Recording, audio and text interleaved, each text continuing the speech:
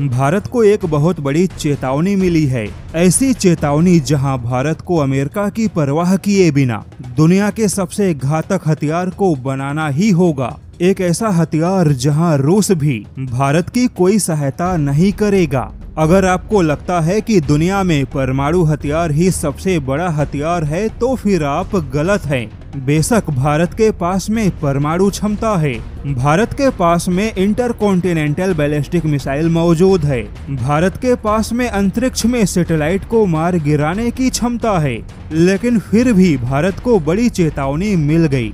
जी हां, भले ही भारत के पास में 180 से ज्यादा न्यूक्लियर वेपन्स मौजूद हैं, जो कि खुद में बहुत ही विनाशकारी हथियार है, लेकिन भारत के पास में थर्मो न्यूक्लियर वेपन नहीं है।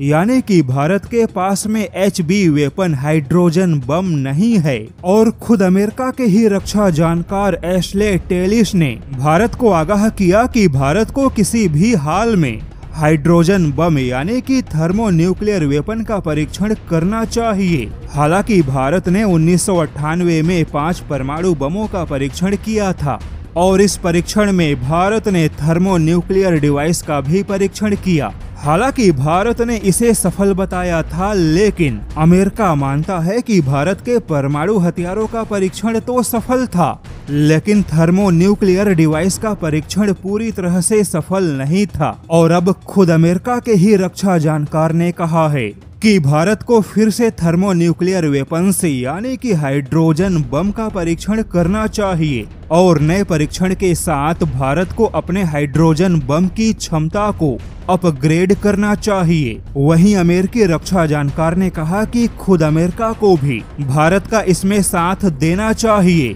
क्योंकि अमेरिका के बड़े दुश्मन और खुद भारत के भी सबसे बड़े दुश्मन चीन के पास में इस प्रकार के सैकड़ों की संख्या में हाइड्रोजन बम मौजूद है। यहाँ पर बता दें कि परमाणु बम के मुकाबले थर्मो न्यूक्लियर बम यानी कि हाइड्रोजन बम बहुत ही ज्यादा विनाशकारी है।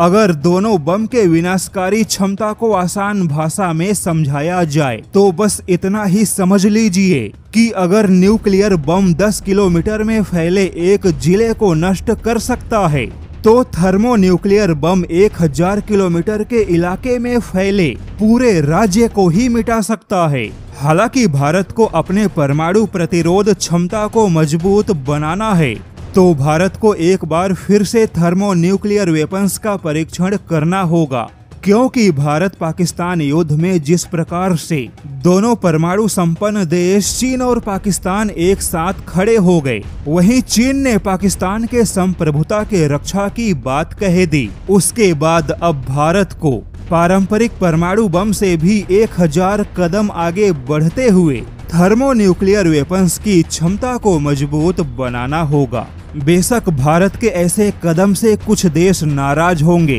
लेकिन भारत को उनकी परवाह नहीं करनी चाहिए।